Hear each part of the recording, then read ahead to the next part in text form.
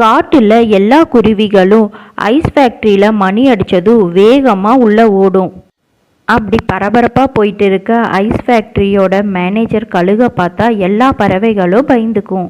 அந்த கழுகை தாண்டி யாரும் உள்ளே போய் எதையும் திருட முடியாது. அங்கே வேலை செய்கிற யாரும் எதையும் யாருக்கும் சொல்லியும் கொடுக்கக்கூடாது. அந்த ஃபேக்ட்ரியில் செய்கிற ஐஸ் ரொம்ப ருசியாகவும் கலராகவும் இருந்துச்சு. அதனாலேயே எல்லா குருவிகளும் அதை விரும்பி சாப்பிட்டோம். முன்ன மாதிரி எந்த வியாபாரமும் நல்லா போக மாட்டேங்குது. பேசாமல் நம்மளும் கழுகு மாதிரியே ஒரு ஐஸ் ஃபேக்ட்ரியை ஆரம்பிச்சிடணும்னு கிட்டுக்காக முடிவு பண்ணுச்சு.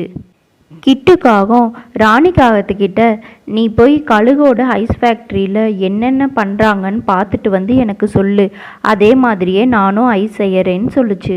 சரின்னு சொல்லிட்டு போன ராணிக்காகவும் யாருக்கும் தெரியாமல் ஜன்னலில் மறைஞ்சு உட்காந்து ஐஸ் எப்படி பண்ணுறாங்கன்னு பார்த்துக்கிட்டு இருந்துச்சு. அதை கவனித்து பார்த்த ராணிக்காகவும் வர்ற வழியில் எப்படி செஞ்சாங்கங்கிறதையே மறந்துருச்சு. இதை கிட்ட சொன்னால் கண்டிப்பாக நம்மளை திட்டும், பேசாமல் நமக்கு தெரிஞ்ச மாதிரி சொல்லிடலான்னு ராணிக்காகவும் அதுக்கு தெரிஞ்சதை சொல்லுச்சு. கிட்டு ராணிக்காகவும் சொன்ன மாதிரியே ஐஸ் செஞ்சு ஃப்ரிட்ஜில் வச்சுருந்துச்சு. மறுநாள் காலையில் பார்க்கும்போது அந்த ஐஸ் எல்லாம் கெட்டு போய் இருந்துச்சு. என்ன இந்த ஐஸு ரொம்ப புளிக்குது, நல்லாவே இல்லை, இந்த ராணி பேச்சை கேட்டு செஞ்சது ரொம்ப தப்பாக போயிடுச்சு, இன்றைக்கும் மறுபடியும் போய் பார்த்துட்டு வர சொல்லணும். ராணி, மறுபடியும் போய் அந்த ஃபேக்ட்ரியில் எப்படி ஐஸ் செய்கிறாங்கன்னு பார்த்துட்டு வந்து என்கிட்ட சொல்லு. மறுநாள் காலையிலையும் ராணிக்காகவும் கழுகுக்கு தெரியாமல் ஐஸ் ஃபேக்ட்ரியில் எல்லாமே பார்த்துட்டு வந்துச்சு. ஆனாலும் வர்ற வழியில் அந்த ராணிக்காகவும் மறந்துடுச்சு. இன்றைக்கும் நான் மறந்துட்டேன்னு சொன்னால் கிட்டு கண்டிப்பாக என்ன திட்டும். கிட்ட அதை சொல்லவே கூடாது. கிட்டு திட்டு மேன்கிறத யோசிச்சுக்கிட்டே போன ராணிக்காகவும் போகிற வழியில் மீனுக்குருவி ஐஸ் வைத்துட்டு இருக்கிறத பார்த்துச்சு. மீனுவை பார்த்த ராணிக்காகவும், உனக்கு ஐஸ் செய்யறது எப்படின்னு தெரியுமான்னு கேட்டுச்சு. தெரியும், நாங்கள் தினமும் ஐஸ் தான் விற்றுக்கிட்டு இருக்கிறோன்னு சொல்லுச்சு. எப்படி ஐஸ் செய்யணும்னு எனக்கு சொல்லித்தரியான்னு கேட்டுச்சு. சரின்னு மீனும் தனக்கு தெரிஞ்சதை சொல்லி கொடுத்துச்சு. அதை கேட்டுட்டு போன ராணிக்காகவும் அதையும் மறந்துடுச்சு. ராணிக்காகவும் தனக்கு தெரிஞ்சதை கிட்ட சொல்லி ஐஸ் செய்ய சொல்லுச்சு. வழக்கம் போல் அந்த ஐஸ் மறுநாள் பார்க்கும்போது கெட்டு போயிடுச்சு. நம்ம ஐஸ் மட்டும் கெட்டு போயிடுது, மற்றவங்க ஐஸ் ஏன் கெட்டு போக மாட்டேங்குதுன்னு யோசித்த ராணிக்காகவும், இந்த மீனும் நமக்கு தப்பாக சொல்லி கொடுத்துட்டா, அவளை எப்படியாவது பழி வாங்கணும்னு நினச்சிது. மீனுவோட ஐஸ் பாக்ஸு ஃபுல்லாக கொத்தி ஓட்டை போட்டு வச்சிருச்சு. மறுநாள் காலையில் மீனு செஞ்ச ஐஸ்கிரீமும் கெட்டு போயிடுச்சு. மீனும், அட கடவுளே, இன்றைக்கி ஐஸெல்லாம் கெட்டு போயிடுச்சு, என் வியாபாரமே நஷ்டமாக போயிடுச்சு, இன்றைக்கி என்ன பண்ணுறதுனே தெரியல. இன்றைக்கி செஞ்ச ஐஸ்கிரீமை ராணிக்காகவும் வீட்டில் கொண்டு போய் வைக்கலான்னு கொண்டு போய் வச்சுது. ராணிக்காகவும், மீனும் நீ இந்த பக்கம் வச்சுக்கோ, என்னோடய ஐஸ்கிரீமெல்லாம் நாங்கள் இந்த பக்கம் வச்சுக்கிறோம், நாங்களும் தொழில் செய்யணும்லன்னு சொல்லுச்சு. அதை கேட்ட மீனும் சரின்னு ராணிக்காகவும் சொன்ன இடத்துலையே வச்சுருந்துச்சு.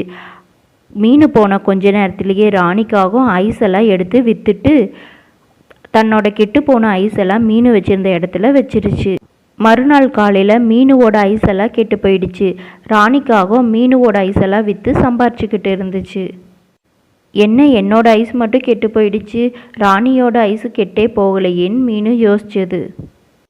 மறுநாள் ஐஸ் எல்லாம் கெட்டு போனதுனால மீன் எதுவுமே செய்யாமல் சும்மாவே இருந்துச்சு. ராணிக்காகவும், மீனும் ஏன் இன்றைக்கி ஐஸ்கிரீம் செய்யலையான்னு கேட்டுச்சு. எனக்கு 2 நாளாக கெட்டு போகுது, நான் இன்றைக்கி செய்யலை, என்னோடய பொருளெல்லாம் வேஸ்ட் ஆகுது, நான் நாளைக்கு செஞ்சுக்கிறேன்னு சொல்லுச்சு. ராணிக்காகவும் மீனுவை ரொம்ப வற்புறுத்தி செய்ய சொல்லுச்சு. ஏன் இந்த காகம் நம்மளை இவ்வளோ தொந்தரவு கொடுக்குது செய்ய சொல்லின்னு யோசிச்சுட்டு மீனும் 2 ஐஸ்கிரீம் மட்டும் செஞ்சு கொடுத்துச்சு. மறுநாள் காலையில் ராணிக்காகவும் மீனுவோட 2 ஐஸ்கிரீமையும் விற்றுட்டு கெட்டுப்போன ஐஸை மீனுக்கு கொடுத்துச்சு. இதை புரிஞ்ச மீனும் கிட்டுக்கும் ராணிக்கும் சரியான பாடத்தை சொல்லி கொடுக்கணும்னு நினச்சிது. மறுநாள் ராணிக்காகவும் மீனுக்கிட்ட மறுபடியும் ஐஸ் செஞ்சு தர சொல்லுச்சு. மீனும் செஞ்சு தர மாட்டேன்னு சொல்லிடுச்சு. அதனால கோவம் வந்த ராணிக்காகவும் மீன் தூங்கிட்டு இருந்த நேரமாக மீனுவோட வீட்டில் இருக்கிற கூரையில் நெருப்பு வச்சுட்டு ஓடிடுச்சு. இதுக்கு மேலே இந்த காகத்தை சும்மா விடக்கூடாது, போனால் போகுதுன்னு விட்டால் என் வீட்டையே நாசம் பண்ணிடுச்சு, இதுக்கு சரியான புத்திமதியை சொல்லி கொடுத்தே ஆகணும்னு முடிவு பண்ணுச்சு. மீனு கழுகோட ஐஸ் ஃபேக்ட்ரியிலேருந்து ஐஸை திருடிட்டு வேகமாக பறந்து வந்துச்சு. அதை பார்த்த கழுகு, என் ஐஸ் ஃபேக்ட்ரியிலேருந்து நீ திருடுறியான்னு அதை துரத்திக்கிட்டே பின்னாடியே பறந்து வந்துச்சு. வேகமாக வந்த மீனும் ஐஸ் எல்லாம் கொண்டு வந்து ராணி காகத்துக்கிட்ட கொடுத்துச்சு. ராணியும் கிட்டுவும் மீனு கொண்டு வந்த ஐஸ்கிரீமை சந்தோஷமாக வாங்கி ஃப்ரிட்ஜில் வச்சுக்கிச்சு. மீனு, உன்னோட வீட்டை நாங்கள் அழிச்சிட்டோன்னு நீ வருத்தப்படாத. நீ வேணா எங்கள் கூட்டுலேயே தங்கிக்கோ. நீ தினமும் எங்களுக்கு ஐஸ்கிரீம் மட்டும் கொடுத்தீங்கன்னா போதும்னு ராணிக்காகவும் கிட்டுவும் சொல்லுச்சு. அதை பார்த்த கழுகு, தினமும் நீ என்னோட ஃபேக்ட்ரியிலேருந்து திருடி வியாபாரம் பண்ணுறியான்னு கிட்டுவையும் ராணியையும் அடித்து தூக்கி வீசிருச்சு. கிட்டுவும் ராணியும் அடி வாங்கிறத பார்த்து மீனுக்கு ரொம்ப சந்தோஷமாக இருந்துச்சு. என்னோட வீட்டை அழிச்சிங்கல்ல, அடுத்தவங்களுக்கு கெடுதல் நினச்சிங்கன்னா உங்களுக்கும் அதுதான் நடக்கும்னு சொல்லுச்சு. நம்ம மற்றவங்களுக்கு என்ன செய்கிறோமோ அதுதான் நமக்கும் கிடைக்கும்னு சொல்லிட்டு மீனும் அங்கேருந்து பறந்து போயிடுச்சு.